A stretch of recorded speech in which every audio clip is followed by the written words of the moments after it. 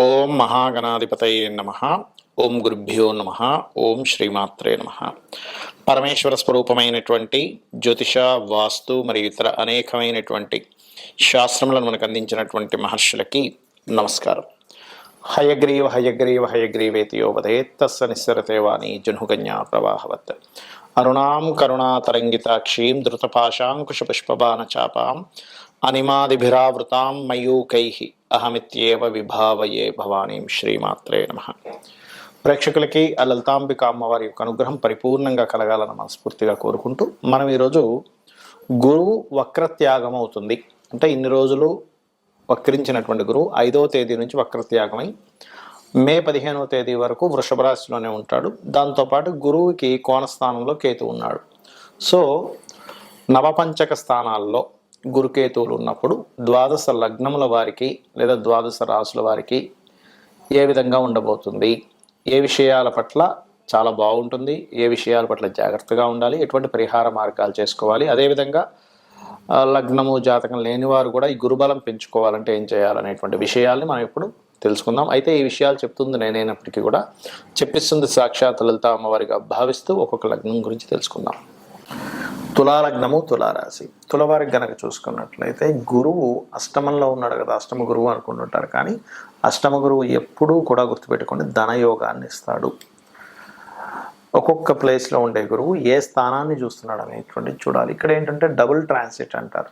ఈ double transit అనేటువంటిది 2 major planets అయినటువంటి గురువు శని ఇద్దరు కూడా ధనస్థానాన్ని చూస్తున్నారు. కాబట్టి మీకు ఫైనాన్షియల్గా గతంతో పోల్చుకున్నట్లయితే ధనపరంగా మంచి అభివృద్ధి అనేటువంటిది ఉంది. ఇక రెండవ విషయం ఏంటంటే మీ యొక్క లగ్నం నుంచి 12వ స్థానంలో ఎప్పుడైతే కేతువు యొక్క సంచారం జరుగుతుందో 12 అనేటువంటిది ఖర్చుల స్థానంగా అయింది. సో ఎప్పుడైతే ఈ ఖర్చులకి కారక స్థానంలో ఎప్పుడైతే కేతు ఉన్నాడో ఈ యొక్క కేతువుపై గురువు యొక్క దృష్టి ఎప్పుడైతే పడిందో గతంలో ఉన్నటువంటి ఖర్చులు, గతంలో జరిగినటువంటి ఖర్చులు, రాబోయే ఖర్చులు కొంత కంట్రోల్ అవుతూ ఉంటాయి. అదేవిధంగా తండ్రి గారి ఆస్తికి సంబంధించిన విషయంలో వివాదాలు, గొడవలు ఇవన్నీ కూడా తగ్గడం జరుగుతూ ఉంటుంది.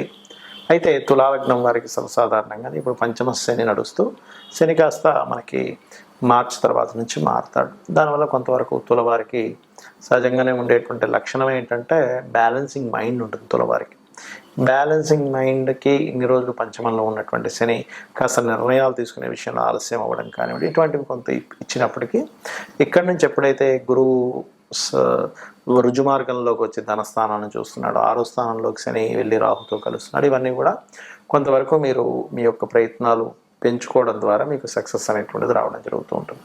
అయితే మీరు చేయవలసినటువంటి దేవత ఆరాధన ఏమిటి, మరి ఫైనాన్షియల్గా ఏ ఏ రంగాల్లో వారికి అంటే ఇప్పుడు చాలామంది ఏమిటి ధనం వస్తుంది అంటే అమ్మయ్య నాకు డబ్బులు వస్తున్నాయి ఏదో గోచారం బాగుంది అనుకుంటారు. కానీ ఇక్కడ మీరు అర్థం చేసుకోవాల్సింది ఏమిటంటే మీ యొక్క పర్సనల్ చార్ట్లో ధనము ఏ రూపంలో ఉంది, ఏ గ్రహం మీకు ధనాన్ని ఇచ్చే గ్రహమైంది, అది ఏ రూపంలో ఇస్తుంది అనేటువంటి దాన్ని ముందుగా మీరు తెలుసుకోవాలి.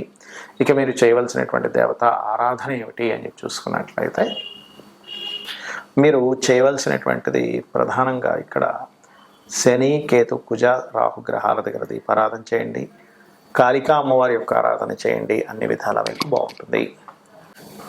గురు బలము అనేటువంటిది ఏదైతే ఉందో అది ప్రతి ఒక్కరికి అవసరం. సర్వసాధారణంగా మీరు తీసుకున్నట్లయితే ఇప్పుడు మనకి సోలార్ సిస్టమ్ అంటారు. అంటే సూర్యుడి మధ్యలో ఉండి అన్ని గ్రహాలు భూమితో సహా గ్రహాలు సూర్యుడు చుట్టూ తిరిగే దాన్ని సోలార్ సిస్టమ్ అంటారు. మీరు గమనించినట్లయితే మనకి శాస్త్రాల్లో కూడా గురుబలం చాలా అవసరం అండి. గురువు యొక్క అనుగ్రహం చాలా అవసరం, గురువు యొక్క ఆశీర్వాదం చాలా అవసరం. నవగ్రహాల్లో గురుబలం కనుక బాగున్నట్లయితే వాళ్ళకి ఎన్ని ఇబ్బందులు వచ్చినా మరలా ఆ భగవంతుడు కాపాడినట్టుగా అవుతూ ఉంటుందంటారు. మీరు గమనించండి, సైంటిఫిక్గా కూడా తీసుకుంటే గురుత్వాకర్షణ శక్తి అని ఉంటుంది. గురుగ్రహం కనుక లేకపోతే భూమి అంతమైపోతుంది.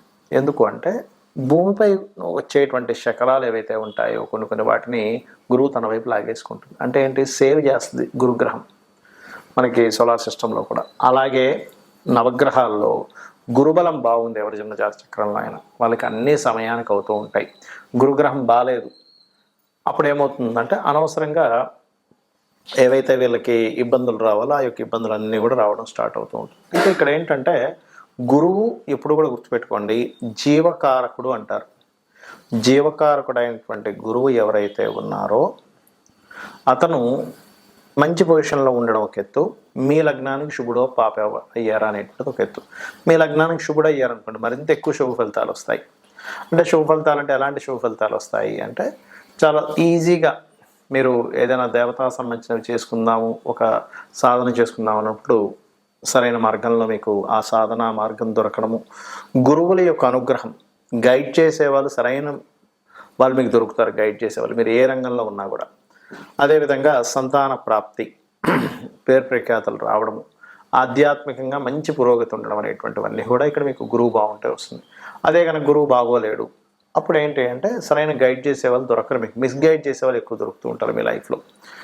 అలాగే సంతానంతో కొంత ఇబ్బంది, సంతానానికి సరిగ్గా ఎదుగుదల లేదనేటువంటి ఇబ్బందులు ఇవి ఎక్కువగా కలుగుతూ ఉంటాయి. మరి అలాంటప్పుడు ఈ గురుబలాన్ని మీ లగ్నం తెలిసినా తెలియకపోయినా పెంచుకోవాలంటే ఏం చేయాలి అంటే సింపుల్గా గురువు యొక్క ఆరాధన. ఇది రకరకాలుగా ఉంటుంది. మీకు మీ యొక్క అజ్ఞానాన్ని తొలగించి స్పిరిచువల్ వేలో మీకు ఎవరైతే సరైనటువంటి మార్గాన్ని నిర్దేశిస్తారో వాళ్ళని గురువులు అంటారు. మీకు ఉపాధ్యాయుడు వేరు, అంటే టీచర్స్ వేరు, గురువులు వేరు, రకరకాల ఇది ఉంటుంది. మీరు ఒక్కొక్క దగ్గర నుంచి నేర్చుకునేటప్పుడు సర్వసాధారణంగా అందరూ ఏంటంటే మా గురువు గారిని వాడేస్తుంటారు వర్డ్, కానీ కేవలం అజ్ఞానాన్ని తొలగించి ఆధ్యాత్మిక మార్గాన్ని సరైనటువంటి మార్గంలో మీకు వెలుగుని చూపించేవారు గురువు అవుతారు. అయితే ఇక్కడ గురుబలం పెరగడానికి ఏం చేయాలి? సర్వసాధారణంగా శనివర్గ లగ్నాలు, గురువర్గ లగ్నాలు ఉంటాయి. శనివర్గ లగ్నాలు అంటే మనకి వృషభము, మిథునము, కన్య, అదేవిధంగా మకర, కుంభాలు, అదేవిధంగా తుల కూడా శనివర్గ లగ్నాలే అవుతాయి. మిగిలిన 6 అంటే మేషము, కర్కాటకము, సింహము, వృశ్చికము, ధనస్సు, మీన లగ్నాలు గురువర్గ లగ్నాలు అవుతాయి. గురువర్గ లగ్నాలకు సహజంగానే గురువు మంచి ఫలితాలు ఇస్తాడు, కాకపోతే ఎప్పుడైనా పాడైతే మాత్రం అక్కడ కూడా ఇబ్బంది ఫలితాలు వస్తాయి.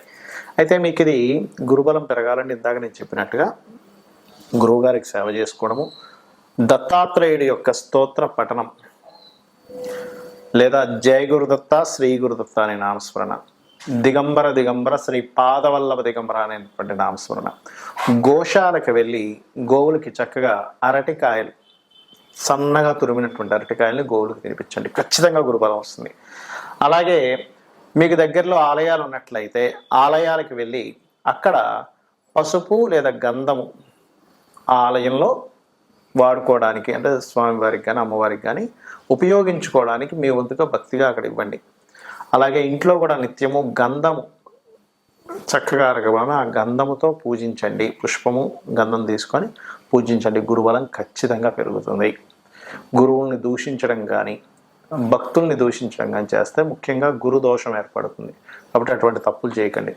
గోవుల్ని కొట్టినా లేకపోతే గోవుల పట్ల ఒక రకమైనటువంటి ప్రవర్తన చేసినా సరే గురుబలం తగ్గుతుంది. దానివల్ల ఏమవుతుందంటే జన్మల అయిపోవడం అనేది కూడా ఉండదు. గురుబలం ఉంటేనే ఒక పర్టికులర్ ఒక టైంకి ఈ జన్మరాహిత్యం అనేటువంటిది జరుగుతుంది. గురుబలం లేకపోతే జన్మరాహిత్యం కూడా జరగదు, గుర్తుపెట్టుకోండి. కాబట్టి ఇవి చేయండి. మీరు ఆ యొక్క గురువు యొక్క అనుగ్రహం పరిపూర్ణంగా పొందాలన్న స్ఫూర్తి కోరుకుంటూ శ్రీమాత్రే నమః.